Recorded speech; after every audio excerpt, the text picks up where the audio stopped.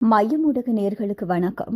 நீங்கள் இணைந்திருப்பது மையத்தின் இன்றைய முக்கிய செய்திகளுடன். முதலில் தலைப்புச் செய்திகள். திரைக்கேதிச்சரத்தில் சிங்கள பௌத்த விகாரை அம்பலமான சதித்திட்டம். 600 ஆளில்லா விமானங்கள் மூலம் ரஷ்யாவில் பெரும் தாக்குதலை நடாத்திய உக்ரைன். சிறையிலிருந்து தப்பிய 700க்கும் மேற்பட்டோர் கைதிகள். பொதுமக்கள் பாதுகாப்பு அச்சுறுத்தல். நீதித்துறை விவகாரங்களில் ஜனாதிபதி யாரை கலந்தாலோசிக்கின்றார்? காலிமுகத்திடல் கடற்கரையில் கண்டெடுக்கப்பட்டுள்ள சடலம், போலீசார் விசாரணை. கடந்த 3 ஆண்டுகளில் இலங்கையில் இடம்பெற்ற கொலைகள், வெளியான தகவல். வவுனியாவில் பெண்ணை அத்துமீறலுக்கு உட்படுத்தி நகைகளை கொள்ளையடித்த 5 கைது. சுற்றுலா பயணிகளை ஏற்றிச் சென்ற பேருந்து விபத்து, 12 பேர் பலி. தொடர்பென விரிவான செய்திகள்.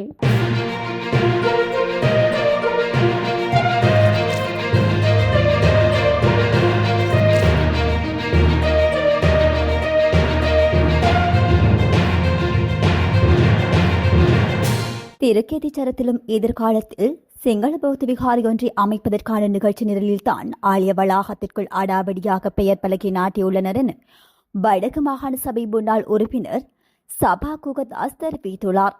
இந்த விடயம் தொடர்பில் அவர் கருத்து தெரிவிக்கையில், மன்னார் வரலாற்று புகழ்மிக்க திருக்கேதீஸ்வரம் ஆலய வளாகத்திற்குள் அனுர அரசாங்கத்தின் தொல்லியல் திணைக்களம் இரவோடு இரவாக யாருக்கும் தெரியாமல் எவருமில்லாத நேரத்தில் தொல்லியல் திணைக்கள அனுமதி இல்லாமல் இனி எந்த அபிவிருத்தியும் செய்ய முடியாது என பெயர் பலகையொன்றை நாட்டியுள்ளனர். ஆலய நிர்வாகத்திற்குள் தெரிவிக்காமல் அரசு திணைக்களம் திருட்டுத்தனமாக ஏன் பெயர் பலகை இட வேண்டும் என பொதுமக்கள் பலரும் கேள்வி எழுப்பியுள்ளனர். கடந்த ஆண்டுகளில் இதே போன்ற செயற்பாட்டின் மூலமே முல்லைத்தீவு குருந்தூர்மலை ஆதிசிவன் ஐயனார் ஆலயம் மற்றும் கன்னியாய் பிள்ளையார் ஆலயம் ஆக்கிரமிக்கப்பட்டு பௌத்த விகாரிகள் அமைக்கப்பட்டு சிங்கள பௌத்தமயமாக்கலுக்கு உட்படுத்தப்படுவதற்கு தொல்லியல் திணைக்களம் அதன் ஆணையாளர் மற்றும் அதிகாரிகள் நீதிமன்ற கட்டளைகளை மீறி செயற்பட்டனர். திருக்கேதீச்சரத்திலும் எதிர்காலத்தில் சிங்கள பௌத்த விகாரையொன்றை அமைப்பதற்கான நிகழ்ச்சி நிரலில்தான் ஆலய வளாகத்திற்குள் அடாவடியாக பெயர் பலகை நாட்டியுள்ளனர். சட்டவிரோத செயற்பாடுகளுக்கு தனது ஆட்சியில் இடமில்லை என ஜனாதிபதி அனுரகுமார திசாநாயக்க கூறும் கழுவுக்கு பதில் என்ன? இரவோடு இரவாக பெயர் பலகை நாட்டியது சட்டவிரோதம் இல்லையா? குருந்தூரில் இந்து மத தொல்லியல் சின்னங்கள் அகற்றப்பட்டு சிங்கள பௌத்த சின்னங்கள் இருப்பதாக கட்டுக்கதையொன்றை உருவாக்கி விகாரை அமைத்தது போன்ற செயற்பாடுகள் எதிர்காலத்தில் திருக்கேதீச்சரத்திலும் இடம்பெறலாம் என அவர் குறிப்பிட்டுள்ளார். 600 ஆளில்லா விமானங்களை பயன்படுத்தி ரஷ்யா மீது உக்ரைன் ஒரு பெரும் தாக்குதலை நடாத்தியதாக மேஜர் செர்ஜி சோஃபியாவின் தெரிவித்துள்ளார். இந்த தாக்குதல் நேற்றிரவு முதல் இன்று காலை 6:30 மணி வரை நடைபெற்றது எனவும் ரஷ்யாவின் வான் பாதுகாப்பு அமைப்பு 201 ஆளில்லா விமானங்களை அளித்தது எனவும் அவர் குறிப்பிட்டுள்ளார். மாஸ்கோவில் நடந்த இந்த தாக்குதலில் 3 பேர் காயமடைந்தனர். அதே நேரத்தில் உக்ரைன் எல்லைக்கு அருகிலுள்ள ரஷ்யாவின் ரோஸ்டோவ் பகுதியில் நடந்த தாக்குதல்களில் 3 பேர் கொல்லப்பட்டனர் மற்றும் 1 காயமடைந்தனர். ரோஸ்டோவ் பிராந்தியத்தின் 3 நகரங்கள் மற்றும் 9 மாவட்டங்களில் குறிவைத்து நடாத்தப்பட்ட இந்த தாக்குதல்களில் ரஷ்ய ராணுவத்தால் 150க்கும் மேற்பட்ட ஆளில்லா விமானங்கள் மற்றும் ஏவுகணைகள் அளிக்க முடிந்தது. கடந்த 6 ஆண்டுகளில் நாட்டின் சிறைச்சாலைகளில் இருந்தோ அல்லது சிறை காவலில் இருந்தோ மொத்தம் 1181 கைதிகள் தப்பியோடியுள்ளதாக கணக்காய்வாளர் அலுவலகம் தெரிவித்துள்ளது. இவர்களில் 471 பேர் பின்னர் மீள கைது செய்யப்பட்டுள்ள நிலையில் 750 கைதிகள் தங்களது தண்டனை காலத்தை முழுமையாக நிறைவு செய்யாமல் இதுவரை கைது செய்யப்படாது தலைமறைவாக உள்ளதாக தெரிவிக்கப்பட்டுள்ளது. இதேவேளை சிறைச்சாலைகளுக்குள் தடை செய்யப்பட்ட பொருட்கள் காணப்படுவது தொடர்பிலும் கணக்காய்வாளர் அலுவலகம் கவனம் செலுத்தியுள்ளது.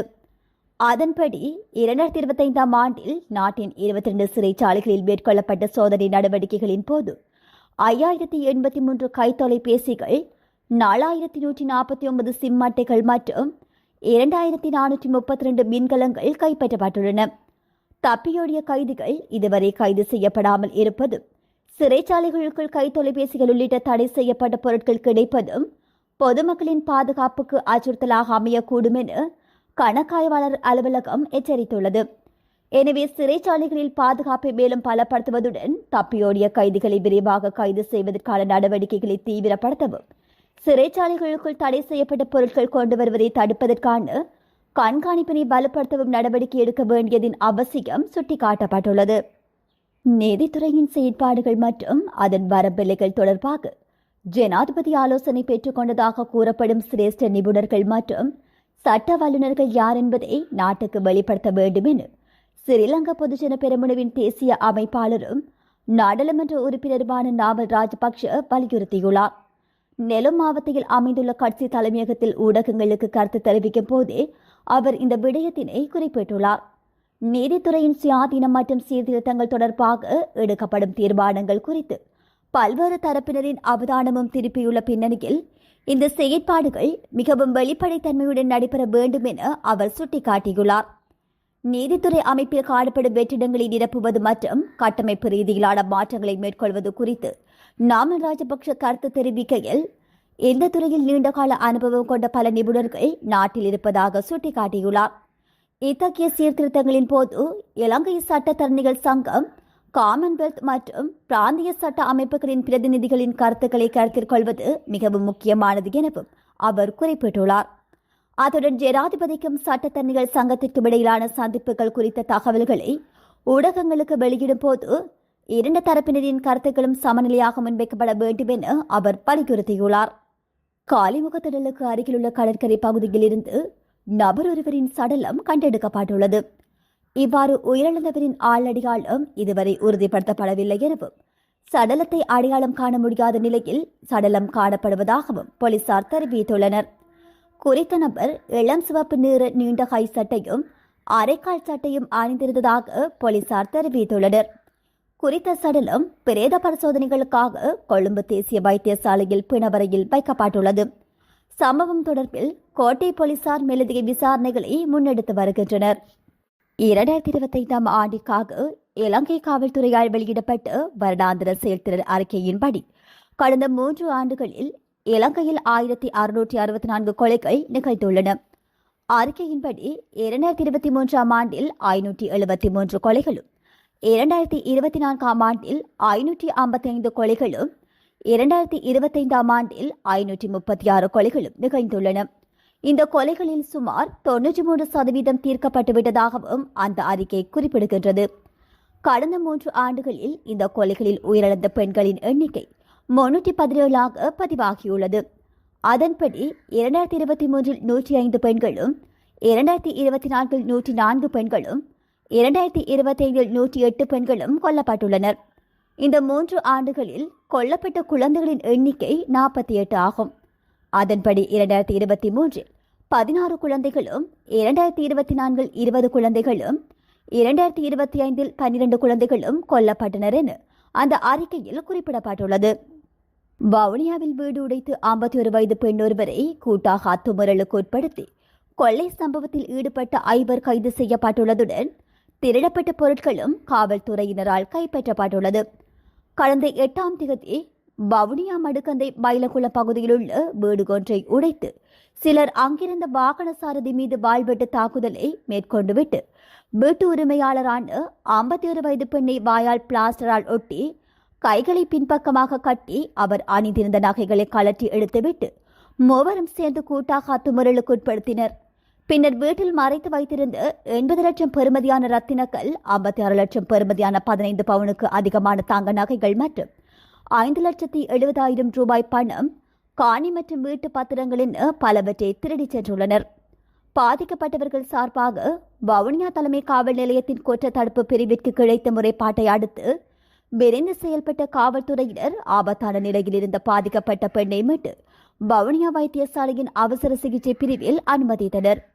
இதன்போது பாதிக்கப்பட்ட இப்பெண்ணின் தொழிற்சாலையில் பணியாளர்களாக வேலை செய்து 35 வயதான உக்குவல் மாத்தறை பகுதியைச் சேர்ந்த நபர் ஒருவரையும், 29 வயதான கலைமினுவெல சிவலாங்குளம் பகுதியைச் சேர்ந்து மற்றொரு இளைஞரையும் சந்தேகத்தின் பேரில் கைது செய்துள்ளனர்.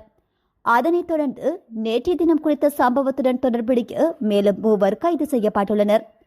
சந்தேக நபர்களிடம் மேற்கொள்ளப்பட்ட விசாரணைகளை அடுத்து காடு ஒன்றில் மறைத்து வைக்கப்பட்டிருந்த நிலையில் திருடப்பட்ட ரத்தின கற்கள், தங்க நகைகள் மற்றும் வாகன புத்தகங்கள், திறப்புகள், 35 காணி மற்றும் வீட்டு உறுதி பத்திரங்கள், கடத்தலுக்கு பயன்படுத்தப்பட்ட வாகனம் என்பன மீட்கப்பட்டுள்ளது.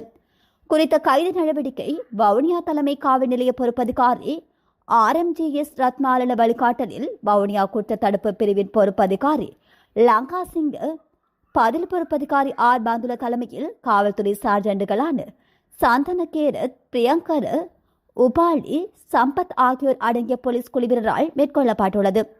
கைது செய்யப்பட்ட சந்தேக நபர்களை நாளைய தினம் நீதிமன்றத்தில் முற்படுத்தப்படவுள்ளதாக காவல்துறையினர் தெரிவித்துள்ளனர்.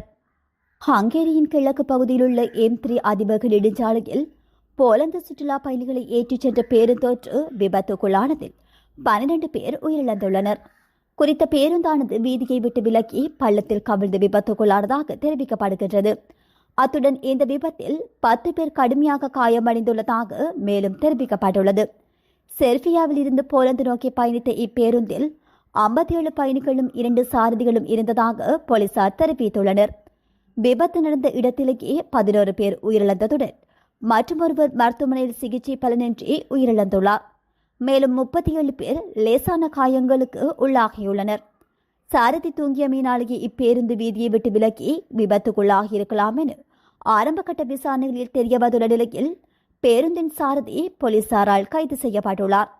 சம்பவம் தொடர்பில் ஹங்கேரி பிரதமர் பீட்டர் மாக்கியார், போலந்து ஜனாதிபதி கரோவ் நவ்ரோகி மற்றும் வெளியுறவு அமைச்சர் ஆகியோர் தமது ஆழ்ந்த அனுதாபங்களை தெரிவித்துள்ளனர். இத்துடன் மையத்தின் இன்றைய முக்கிய செய்திகள் நிறைவு பெறுகின்றன. நன்றி.